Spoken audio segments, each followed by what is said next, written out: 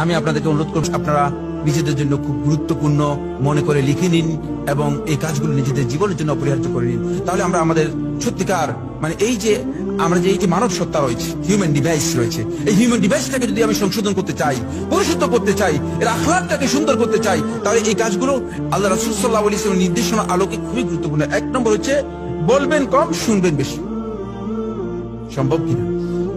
এটা আমাদের অনেকের জন্য কঠিন। বলবেন কম, শুনবেন বেশি। এখনই লিখে নেন, আজকে থেকে প্র্যাকটিস করুন।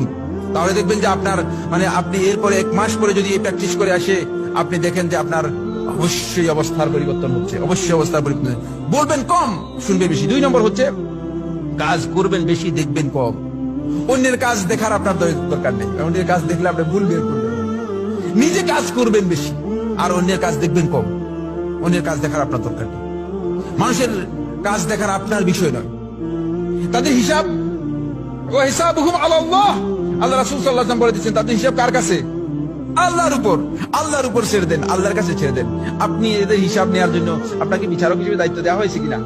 হ্যাঁ না, আপনাকে কোন দায়িত্ব দেওয়া হয়নি। সুতরাং এটা খেয়াল রাখবেন। 3 নম্বর পয়েন্ট হচ্ছে নিজের দোষ দেখবেন, অন্যের ভালো কাজ দেখবেন। নিজের দোষগুলো দেখবেন, অন্যের ভালো কাজগুলো দেখবেন। দেখবেন আপনার ডিভাইসটা কি হয়ে যাচ্ছে, পরিচ্ছন্ন হয়ে যাচ্ছে। আপনার যে ডিভাইস রয়েছে, এই ডিভাইসটা আপনার যে মানব সত্তা রয়েছে, এটাকে আপনি পরিশুদ্ধ করতে পারবেন। নিজের দোষটা বেশি বেশি দেখবেন, সংশোধন করতে পারবেন, নিজেকে সংশোধন করতে পারবেন।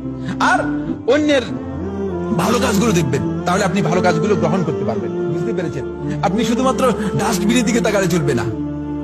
শাররুল ওয়ালা মান বিআইবিন নাস মুশতাগালা মিসলা যুবাবি ইয়াতবাউল আলালা। আরব কবি বলতেছেন, ওই সৃষ্টির মধ্যে ওই তো সবচেয়ে নিকৃষ্ট যে মানুষের দোষগুলো খুঁজে খুঁজে বেড়ায়। মিসলা যুবাবি, মাছির মতো, ইয়াতবাউল আলালা, কোনখানে পচা জিনিস আছে সেখানে গিয়ে বসে। আপনি পচা জিনিসে বসবেন কেন? আপনি তো পবিত্র মানুষ, আপনি সুন্দর মানুষ, আপনাকে আল্লাহ রাব্বুল আলামিন মর্যাদাশীল করেছেন। সুতরাং পচা জিনিসে গিয়ে বসার চেষ্টা করবেন না। 4 নম্বর শেষ পয়েন্ট, শেষ কথা বন্ধুগণ, সেটা হচ্ছে নিজেকে বড় মনে করবেন না, বরং অন্যকে সম্মান করবেন। দেখবেন এই 4টি কাজ যদি কেউ করতে পারে, নিজেকে বড় মনে করবেন না। নিজেকে যিনি বড় মনে করতেছেন, হামসুমান ডাঙ্গারিনিস্ট ফার্সিতে বলে যে আমি আর কেউ কিছু না। বুঝতে পেরেছেন? এই ধরনের ধারণা যার মধ্যে ঢুকে গিয়েছে, আমি নিশ্চিত বলে দিচ্ছি, সে এই ডিভাইসকে কি করতে পারবে না, সংশোধন করতে পারবে না। এই জন্য নিজেকে বড় মনে করবেন না, সম্মান করবেন অন্যদেরকে। অন্যদেরকে সম্মান করা এটা রাসূলুল্লাহ সাল্লাল্লাহু আলাইহি ওয়াসাল্লাম সুন্নাহ। সুবহানাল্লাহ। আল্লাহ নবী সাল্লাল্লাহু আলাইহি ওয়াসাল্লাম বাচ্চাদেরকে সালাম দিতেন।